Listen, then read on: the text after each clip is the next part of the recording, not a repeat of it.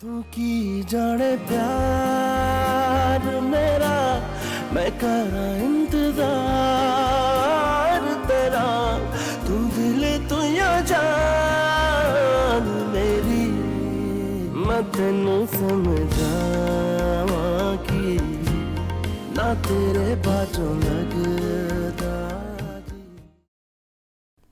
شما میگفتین که صبا بعد از ازدواج حالش خوب میشه. پس چرا اینجوری رفتار میکنه آخه؟ ببینید، من به شما گفته بودم که صبا باید ازدواج کنه، اما نگفتم با کسی ازدواج کنه که همیشه مثل برادرش بوده و مثل خواهر و برادر کنار هم زندگی کردن. اون هنوز از یه مصیبت بیرون نیومده. اون وقت شما یه بلای دیگه سرش آوردین، برای همینه که بیشتر گیر افتاده. ببینید، شاهرخ همه بچگی صبا رو باهاش بوده. اون بیشتر از ما بهش نزدیکه. ولی من به جز شاهرخ به کسی دیگه اطمینان ندارم، چون مطمئنم که شاهرخ بیشتر از من حواسش به دخترم هست. آقای کریم، وضعیت دختر شما طوری نیست که تغییراتی که تو زندگی میان و زود قبول کنه. اونم یه تغییر اینطوری که باعث بشه شوکه بشه. بذارین براتون توضیح بدم. برای دختر شما راحت نیست که هیچ کسی رو به عنوان شوهرش قبول کنه. اصلاً آسون نیست. شاهرخ که دیگه براش مثل برادرشه. برای همینه که موضوع پیچیده تر شده. شما چی میخواین بگین؟ ببینید خانم کریم، یه مدت زمان میبره تا صبا شاهرخ رو به عنوان شوهرش قبول کنه. شاهرخ هم باید همه این زمان رو با صبر و تحمل زیادی بگذرونه. پس پیشنهاد شما چیه؟ به نظر من شاهرخ باید وقت زیادی رو با صبا بگذرونه تا بتونه حسش رو نسبت به این ازدواج تغییر بده و صبا هم این ازدواج رو قبول کنه.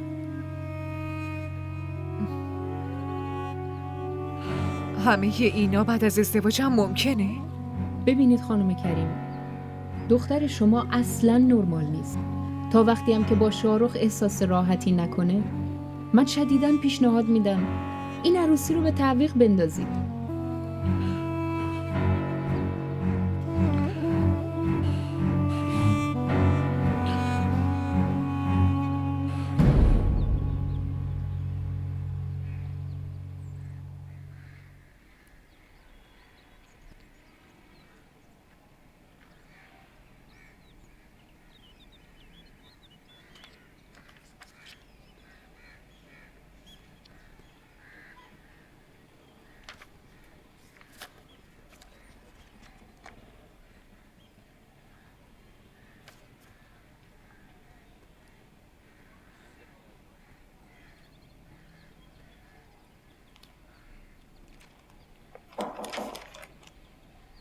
بله.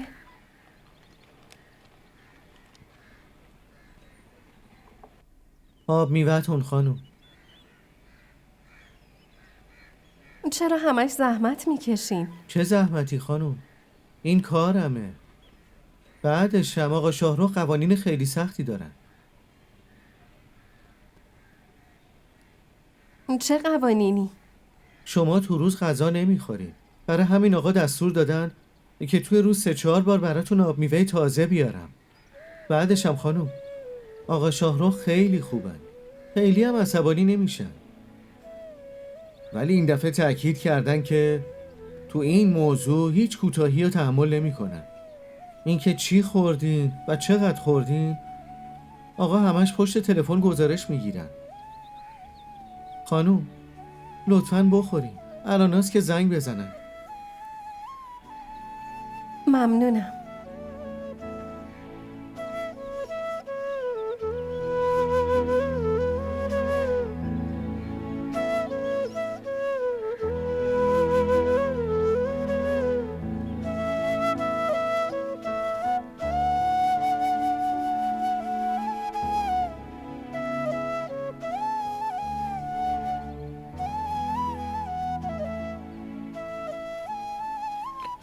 ممنون پسرم، خیلی ممنون. میدونی تو فطرتاً دلسوز و مراقب هستی.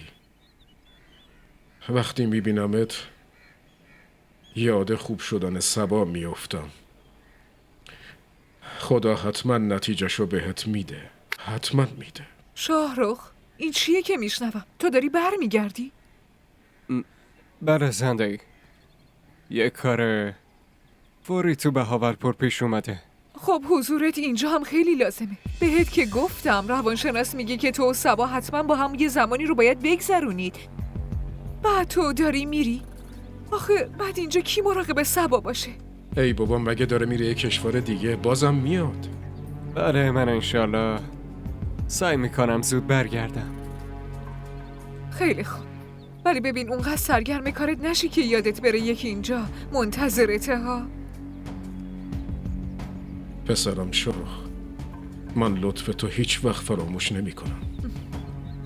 کریم، تو هم همش یه چیزی رو هی تکرار میکنی. مگه چی شده؟ صبا قرار زنش بشه. وظیفشه که مراقبش باشه، مگه نه شاهرخ؟ راست میگم مگه نه؟ اینجوریه درسته؟ که این دختر با این وضعیت سختش به دلم نشست. خودم هم نفهمیدم. اون چیزی که فکر میکردم دلسوزیه، دلسوزی نیست. اون عشقه. دوستش دارم مامان. دوستش دارم. شاهرخ، حواست کجاست پسرم؟ نه هیچی. فقط یاد یه چیزی افتادم. چی شده آخه؟ حالت که خوبه نه؟ بله من خوبم. میگم یه کاری کن، پاشو برو بگرد. هم خودت سر حال میشی، هم صبا خوشحال میشه. صبا؟ آره ببین، هرقدر صبا بیشتر باهات وقت بگذرونه زودتر تو رو به عنوان شوهرش قبول میکنه. اون وقت فقط بهم 5 دقیقه فرصت بده. الان میرم صبا رو میارمش ها.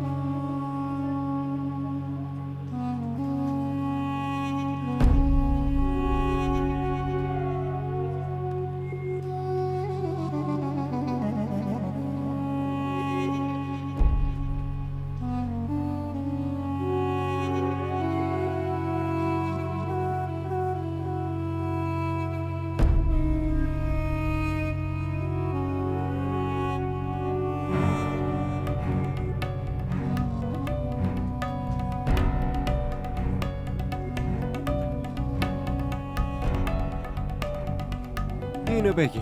تو کجا رفته بودی؟ میدونی چقدر ترسیده بودم. چرا؟ برای چی بترسی؟ رفتم اینو برات بگیرم. من نمیخورم. میدونی چیه؟ مردایی که اونجا همینطوری زل زدن بهم. کدوم مردا؟ اونهاش همونم هست. همینطوری بهم زل زدن. صبا همشون دارن کار میکنن، کسی نگات نمیکنه. نه دیگه، همشون حواسشون به منه. ولش کن، اینو بگیر. نه من نمیخورم. بریم بیا از اینجا بریم. کجا بریم الان اومدیم؟ نه لطفا بریم.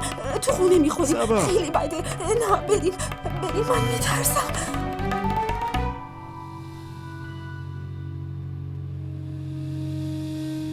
به چی فکر میکنی؟ هیچی.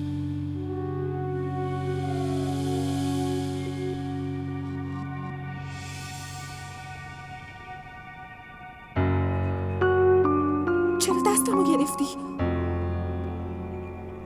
چطور خوشت نمیاد؟ نه دستمو ول کن. صبا دستمو ول کن. داری منو کجا میبری؟ کجا داریم میریم؟ داریم میریم خونه صبا. نه داری منو یه جای دیگه میبری. برای چی ببرمت یه جای دیگه؟ صبا چی شده؟ صبا دستمو ول کن. صبا ماشینو نگه دار. باید برم خونه. صبا داری چی کار میکنی؟ صبا لطفا آروم باش. ماشینو نگه دار. صبا. این منو میدوسته. کمک. صبا نگه لطفا. دار. صبا خیلی داری اذیت میکنی. ماشینو نگه دار. صبا لطفا لطفا سبا لطفا سبا دست ازم. داریم کجا میریم؟ برم کن. کجا داری میری؟ چرا موبایل رو نمیذاری کنار؟ دوباره داری گیم بازی میکنی؟ ولش کن دیگه، چایی تو بخور.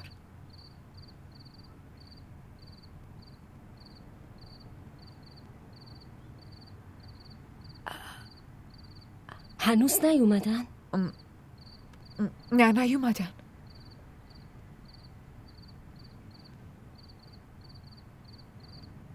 خیلی دیر شده، معلوم نیست الان دوتاشون کجا موندن. خب خوبه دیگه خواهر، هرچی بیشتر با هم باشن زودتر میتونیم عروسیشون رو بگیریم ها. آقا یا شما منو برسونید یا مادر و پدرم رو بیارید، ولی من با این آدم اینجا نمیرم. عوضی دختره رو کجا میبردی؟ لطفا سعی کنید حرف منو درک با این کنید. قیافه به ظاهر با شخصیت یه همچین کارایی میکنی؟ آره؟ این دختر داییمه. ساکت شو. دختر داییمه، همه همینو میگن، مثل خودتن. وقتی که گیر میافتن اون وقت میگن فامیلمونه. آره با من درست حرف بزن. انگار اینجوری قبول نمیکنه، باید بندازمش آب خنک بخوره. زغال زدی چیا نگاه میکنی؟ یه جوری نگاه میکنه انگار خودش یه جا کمیسره. یه شب آب خنک بخوری همه این گندگویات تموم میشن، فهمیدی؟ شارخ تیموری، معاون کمیسر بهاولپور. ببخشید آقا. آقا الان میتونم برم؟ بله آقا. ممنونم. لطفا برم نکنید. داری کجا میری؟ بس کن سبا. اگه واسه مسخره بازی در بیاری میزنم تو گوشت. بشین تو ماشین. برو.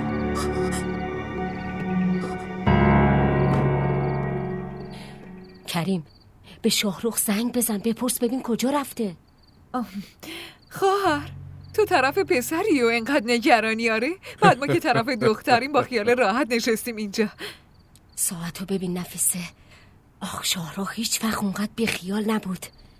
الان سبا باهاشه، نکنه اتفاقی افتاده باشه. سبا که حالش معلوم نیست، نمیدونیم یهو. خواهر تو چی میخوای بگی بهمون؟ دختر من دیوونه است که تو خیابون یه مشکلی برای شاهرخ درست کنه. آره شارخ داره زنگ میزنه.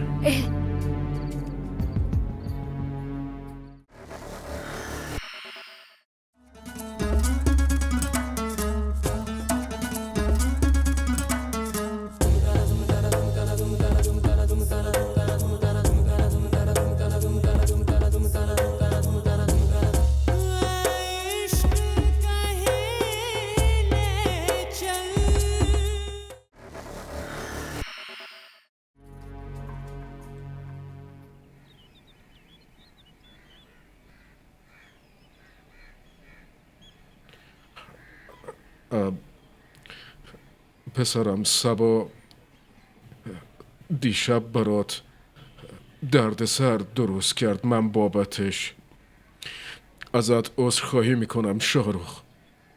نه دایی، چی کار میکنی؟ من شرمندم پسرم. وای کریم، الان این وقت این حرفا نیست که. راهشون طولانیه، تا برسن خونه شب شده. بذار برن. باشه کریم، ما رفتیم. خواهر تو چرا میری؟ اینجا بمون دیگه ها. اگه دوتایی برین باز دوباره خونه سوت و کور میشه. سبا هم خیلی دلتنگتون میشه. نفیسه، میخوام چند روزی با پسرم باشم. میگم نکنه یه وقت برای این میری که پسرت زن گرفته. آره ولی نگران نباش، این خونه بازم خونه یه برادرته، خونه یه فامیل زن پسرت هم هست. خداحافظ. خداحافظ. خداحافظ کریم، مراقب خودت باش. خداحافظ.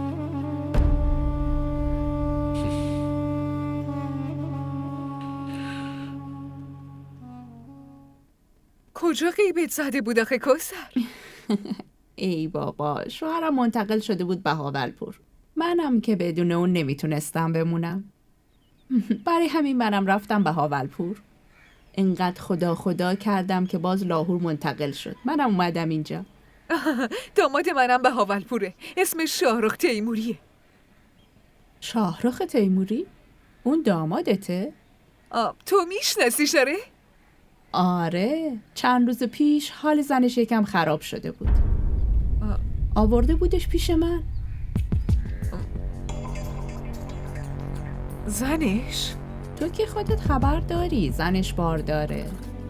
زنشو خیلی دوست داره. حال زنش خیلی خراب بود. اونم داشت حسابی اذیت میشد. شب تا صبح و بالای سرش نشسته بود.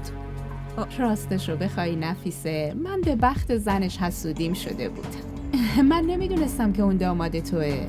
دخترت خیلی خوش اقباله که یه شوهری مثل شاهرخ داره. تو داری چی میگی کوثر؟ دختر من تازه نامزد کرده، عروسی نکرده.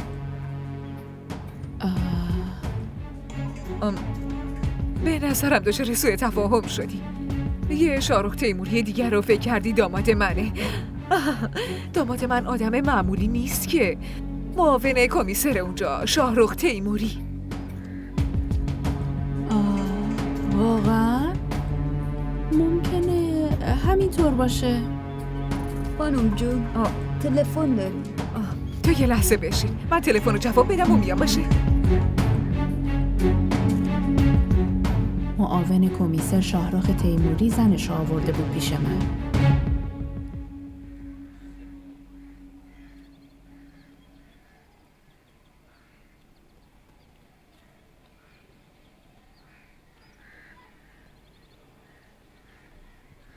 زویا، اسمی برای بچه انتخاب کردی؟ هیوا، چرا اینطوری نگاه میکنی؟ مگه چقدر مونده؟ باید یه فکری برای اسم بکنیم دیگه. نه، اگه ازمیر بود شاید.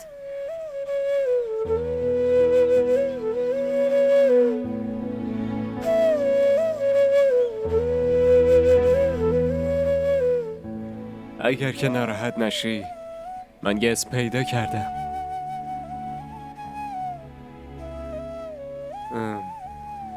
اگه دختر باشه سنبال، اگرم که پسر بود سمیر.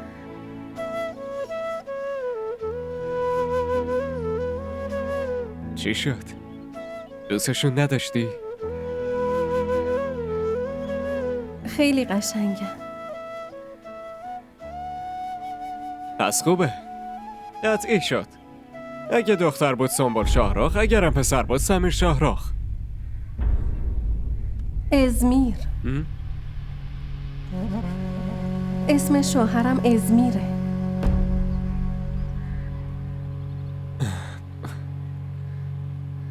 البته ازمیر، سنبال ازمیر و سمیر ازمیر.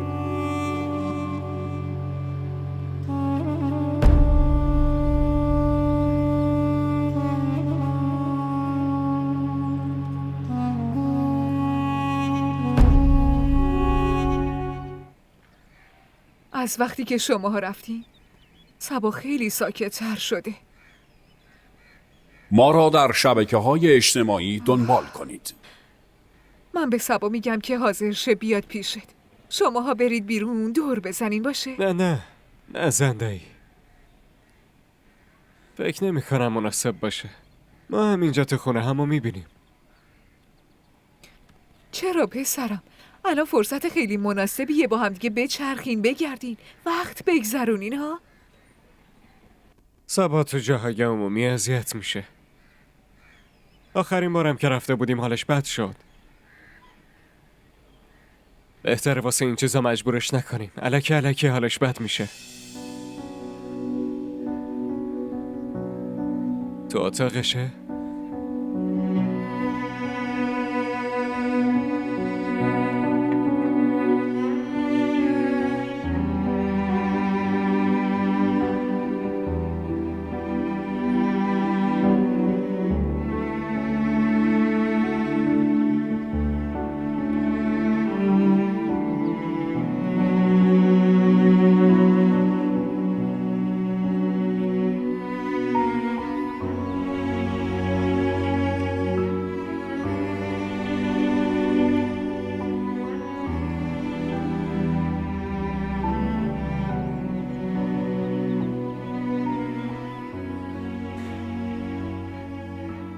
صبا، چه برای سر اتاق آوردی؟ چند بار بهت بگم عصبانیت تو سر وسایل خالی نکن.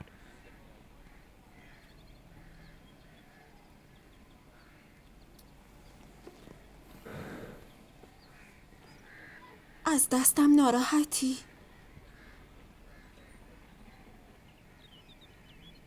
کی اینو گفته؟ این جواب سوالم نیست. از دستم ناراحتی؟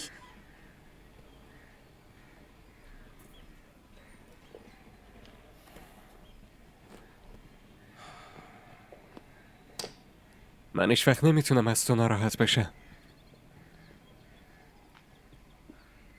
واقعا هرچی که بشه منو ول نمی کنی؟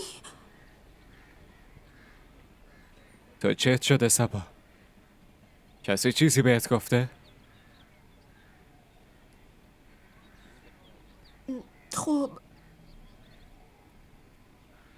من بهت بیادبی کردم، ببخشید. من خیلی ترسیده بودم. اون روز نمیدونم چم شد، اصلا نفهمیدم. بعد که رفتی فکر کردم ناراحت شدی، هیچ وقتم بر نمیگردی، حتی منو ندیدی. بابا دختر دیوونه، من هیچ وقت نمیتونم ازت ناراحت باشم. پس قول بده، بهم قول بده که هیچ وقت تنهام نمیذاری، همیشه هم پیشم میمونی.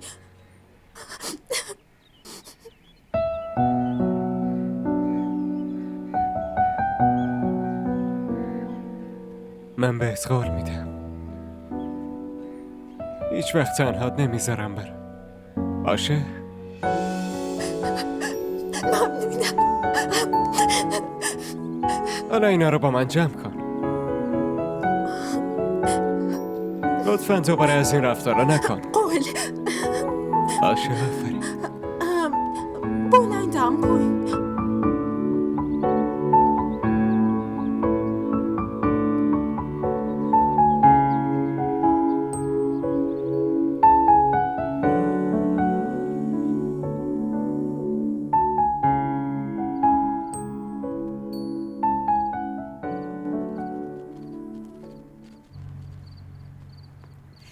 بفرما، امروز خودم برات قهوه درست کردم و آوردم.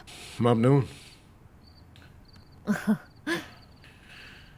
چی شده نفیسه؟ امروز خنده از لبات نمیره. خبر داری امروز شاهرخ اومده بود صبا رو ببینه؟ چه فایده؟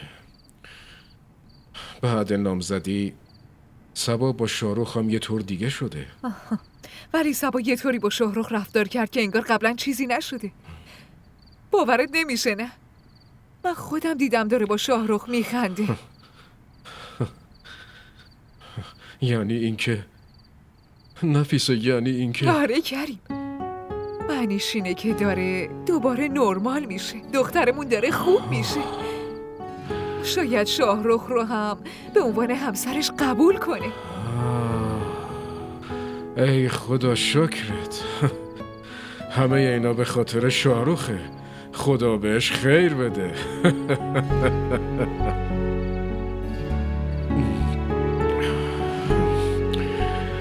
قهوه خیلی بیشتر چسبید.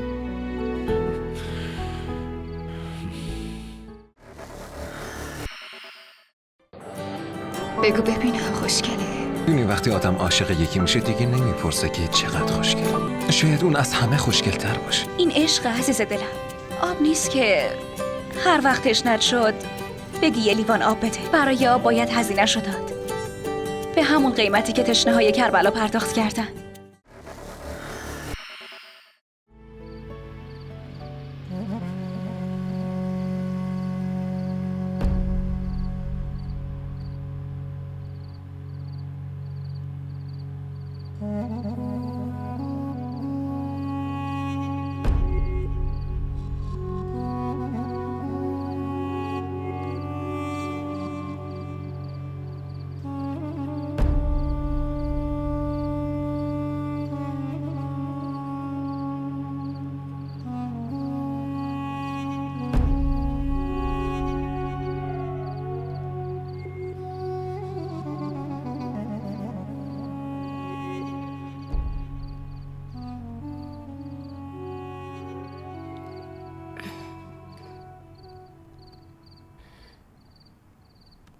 من میدونم که تو از این ازدواج خوشحال نیستی، اما پسرم میتونی سعی کنی که خوشحال باشی. مامان این ازدواج نیست که دو تا آدم برای خوشحال بودن انجام بدن. باید درکش کرد. برای درکشم تحمل کردن لازمه، نه خوشحال بودن. آدمای صبور به نتیجه میرسن، نباید گله کرد پسرم. من چی کار کنم؟ فقط خودم میدونم که هر لحظم شده عذاب. هیچ وقت به این چشم ندیدمش.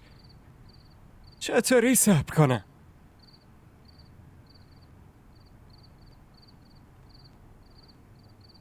به این راحتی ها نیست. تلاش برای اینکه رابطه خواهر برادری و به زن و شوهری تغییر بدی راحت نیست. با عوض کردن اسم روابط احساسات عوض نمیشن. من صبر میکنم مامان، اما احساس خوشحالی نه.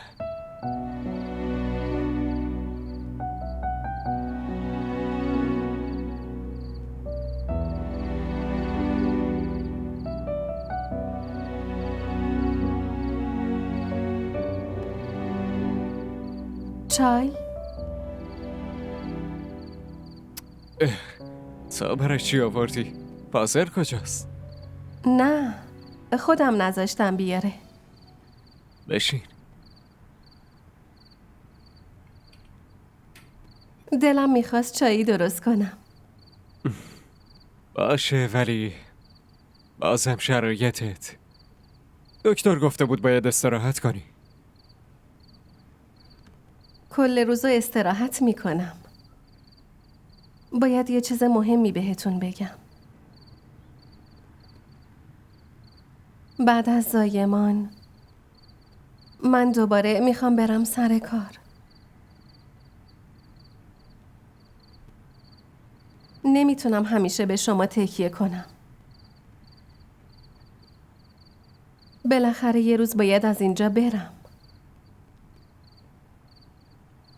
واسه همین بهتره که به کسی تکیه نکنم. میخوای جون منو بگیری؟ نیازی نیست که بخوای از من و عشقم فرار کنی. من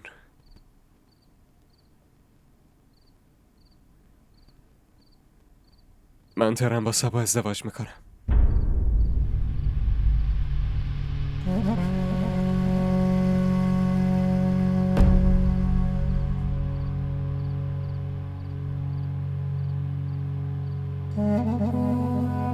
دیگه مشکلی نیست که اینجا بمونی.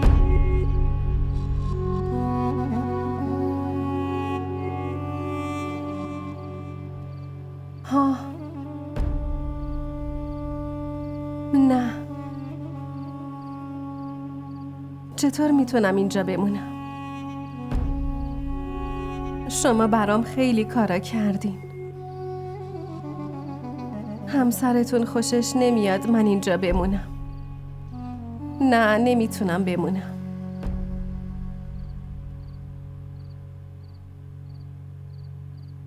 نه، من نمیخوام تو از اینجا بری. من هیچ مشکلی با اینجا بودنت ندارم، ولی اگر که بری خب خیلی ناراحت میشم. اسمم روت نیست، ولی میتونم که مراقبت باشم.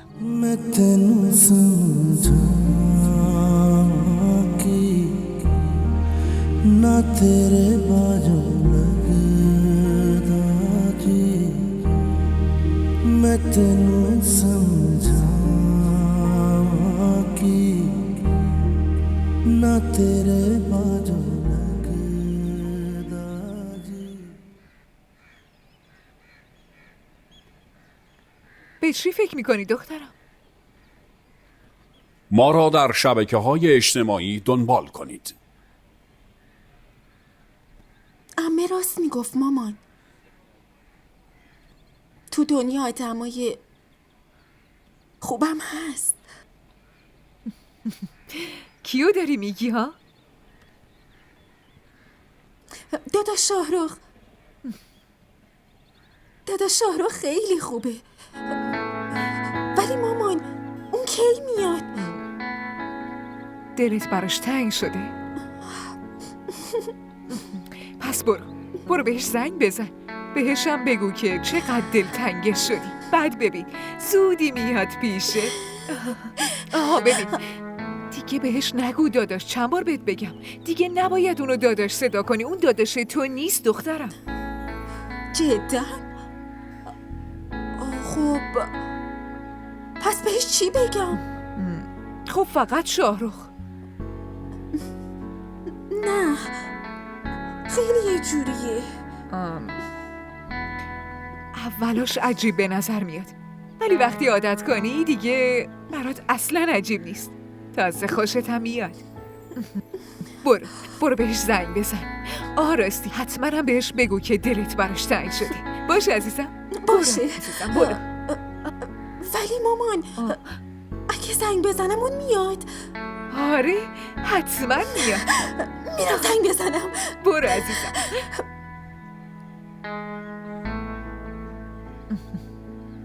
مامان سبا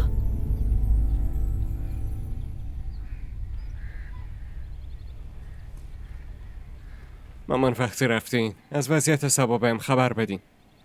معلوم نیست وضعیت سبا چطوری شده. اگه تو هم می اومدی بهتر بود. مامان من نمیخوام زویا را تو این وضعیت تنهاش بذارم. ولی شاهرخ من به نفیسه و کریم چی بگم؟ بگم چرا نیومدی؟ بگین کار داشتم. همین که وقت کنم میام.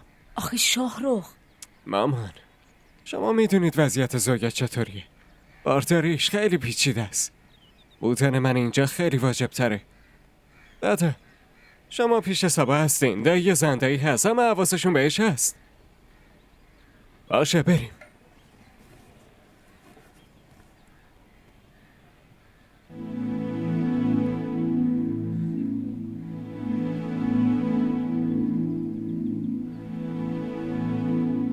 اگه بستریش میکردیم بهتر نبود؟ اگه دیدیم لازمه بستریش میکنیم. فقط یه زخم کوچیکه. نفیسه چند بار بهت بگم اینو تنهاش نذار. تو هم شورشو در آوردی یا کریم؟ من چقدر مراقبش باشم؟ همه یه وقتمو به تر و خوش کردنش دارم میگذرونم. تو میخوای دختره رو ببندم به خودم؟ اگرم ببندمش اعصابش خورد میشه. این بزرگ شده دیگه نمیتونم مراقبش باشم.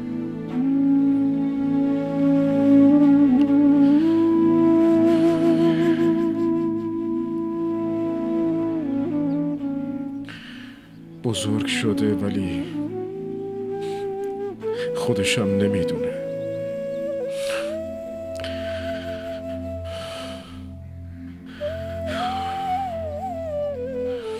امتحان سختیه. هیچ چاره‌ای نیست. نفیسه بعضی وقتا دلم میخواد کفر بگم من همه چی دارم.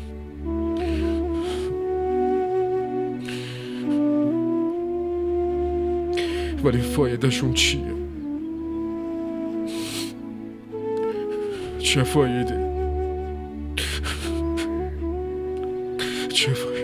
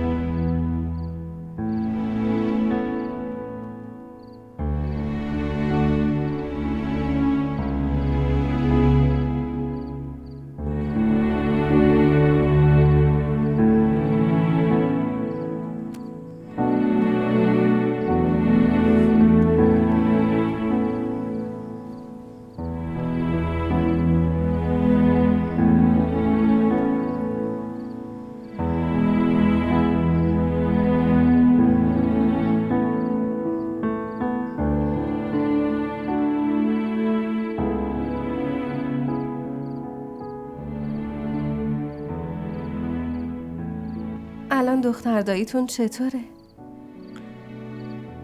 خطر رفت شده، ولی هنوز باهوش نیومده.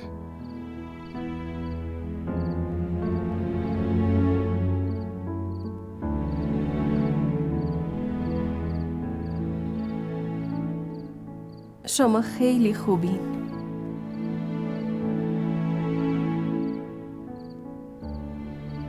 مراقب همه هستین. دختر داییتون خیلی خوش شانسه که شما شریک زندگیش میشین.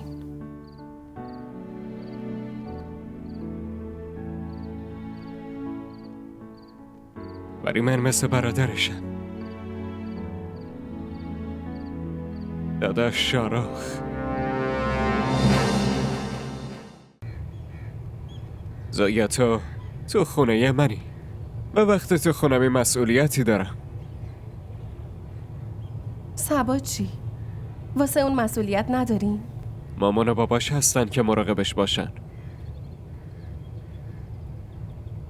تا کی مراقبم هستین؟ شاید کل عمر. ولی من نمیتونم کل عمرم مثل بار روی دوش شما باشم. باشه رو دوش نه، ولی میتونی که کنارم باشی. یا تا خالیه، تو برو اونجا. ولی فکر جای دیگه رفتن نکن. راحت نیست تنها با بچه زندگی کنی. तू की जाने प्यार मेरा मैं करा इंतजार तेरा तू दिल DDTV ارائه کننده بزرگترین سریال های درامای ترکی، کره‌ای، پاکستانی دوبله شده به فارسی می باشد. لطفاً سابسکرایب کنید و عضوی از خانواده ما شوید.